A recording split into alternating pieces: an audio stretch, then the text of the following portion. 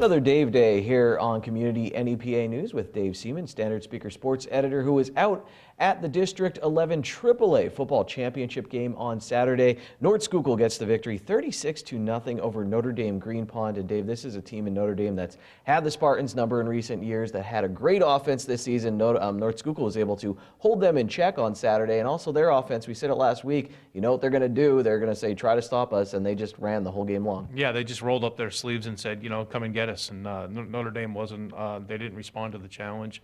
North Schuylkill was physical from the outset, and that's the game they wanted to play. And boy, they really executed that format. And they've played that way all year. And like Coach Wally Hall said after the game, he said, there's no secrets what North Schuylkill's doing. There aren't really any secrets. No single pass attempted the whole game. They ran for 300 plus yards. Two guys running for over 100 yards. So it was a total team effort. And on defense, they really made. If Notre Dame did make one of their rare receptions, they made them pay because they hit from the beginning of the game right till the very end. And for North Schuylkill, it was a well-deserved championship. They're going to have a challenge this week because Conwell Egan is every bit. They're undefeated, one of the top teams in AAA throughout the season. They have a running back, I believe, going to Boston College. He had 3 touchdowns on the first 3 times he touched the ball against New Hope Soulbury in the District 12 final. So that's a team that's going to be for real. But North Schuylkill, they're playing very confident right now, confident, loose, and they're the most dangerous kind of teams because they're feeling right now. It's like, and they said, I talked to Mitch Wagner after the game and again on Sunday. Just thought from the beginning of the year, once training camp started, that this was going to be their year. A little slip up at Tamaqua during the course of the season, but they've played a challenging schedule, so they're prepared for the state run. And Dave, the Hazleton area Cougars, they had some injuries this year, up and down season, but they got back where they wanted to be. The District 2-4-6A sub-regional championship against Delaware Valley. So credit to them for surviving all of that. They came up short again. They can't be happy. Obviously last year they lost it, and they really wanted to come back, probably win the title this year. But it's still this program, what Mike Brennan's been able to do, what this group of seniors have been able to do, getting to that title game. They have 2 district medals now, even though they're silver. Yeah, they had an outstanding senior class when it comes to skilled people. I mean, skilled people, you talk Sparky Wolk, there aren't many quarterbacks that play 4 years anywhere at any level, really. I mean, you talk college or high school. And Sparky Wolk was able to start since his freshman year and break all kind of records as a Cougar quarterback, great leader for that team. Damon Horton, an outstanding running back, bothered by injuries this year, but still managed to rush for, better than 1,000 yards. David Smith and Jacob Hudsinger, there aren't many teams in the state that have that tandem in receivers, and they both, had outstanding years. David Smith, another guy, dinged up during the season.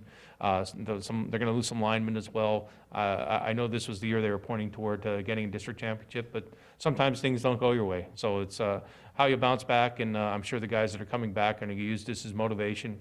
We probably said that last year too, but it has to humble you a little bit, but it has to make you hungry as well.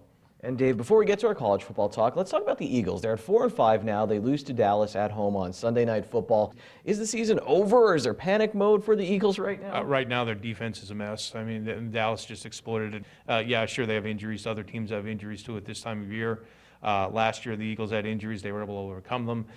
This year, it hasn't been as they haven't been as fortunate. When you can't get off the field, when you want to give your offense ball back, that's a problem. Notre Dame took care of business, Dave, against Florida State. Now they'll get ready to go to Yankee Stadium and take on Syracuse. This is a Syracuse team that could put up some points. Yeah, I think the Orange are going to have a chance to put up some points. I think, especially if you have a good weather day, Syracuse has proven they could put up points. They played well against Clemson the last couple of years. They beat Clemson last year and really should have beaten them this year.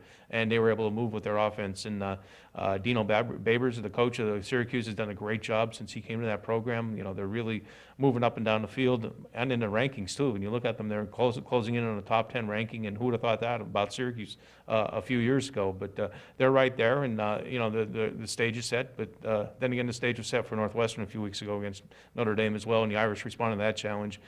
Virginia Tech was poised to beat the Irish as well. Irish responded to that challenge. Another challenge for the Irish, but they get past this one. I think they could win or lose against Southern Cal. I think they're still going to make the playoffs.